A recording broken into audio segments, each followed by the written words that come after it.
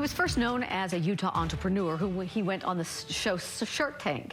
Then he was convicted of fraud and sexual battery in a case revealing that he preyed on several women. Now, as KSL investigator Daniela Rivera reports, Nate Holzapfel is hoping to get out of prison.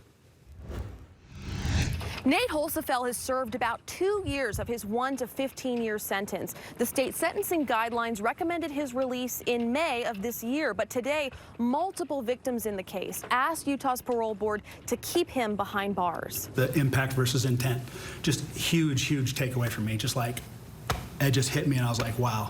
During his first parole hearing, Nate Holzapfel shared what he's learned in sex offender therapy. Do you think you had good intentions when you were committing these offenses?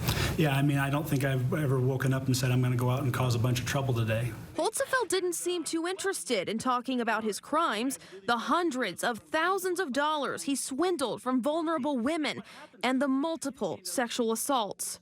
It was insane. He didn't talk about the assaults. He talked about everything but. Driving down the highway too fast, you know, a deer comes in the road, you swerve. Dennis said, "These are some of the nicest teeth in the prison." I said, "Really?" She says, "Yeah." You know, the guy who got Al Capone, Elliot Ness, awesome, incredible. Also got divorced and went bankrupt. 4 of the victims spoke during the hearing, each woman taking issue with statements Holzapfel made about consent and hurt feelings. This did not hurt my feelings. It destroyed me. This was more than hurting our feelings.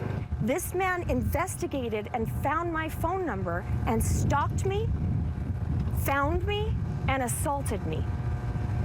Period. So I hope they hear that and realize how dangerous he is. Holzapfel was given a chance to respond to the victim statements. Those are some of the worst stories I've ever heard in my life. And while I don't agree with all the details of them, I definitely can respect people's feelings and I can respect their experiences. And the way 2 people can experience a movie, one person can love it, another person can hate it. He also talked about how horrible the last 2 years have been for him. 2 years to all of you on the outside. You guys go home every night, you have a home-cooked meal, and I'm sure there's a lot of trauma and terror or whatever, but I'll tell you what, you have no idea what it's like being in prison. I have a life sentence from him, and I'm going to have that forever. And 2 years is nothing. This will affect me for the rest of my life. The board is expected to release its decision in the next 2 to 6 weeks. We'll keep you updated. Reporting at the Utah State Prison for KSL 5 News, I'm Daniela Rivera.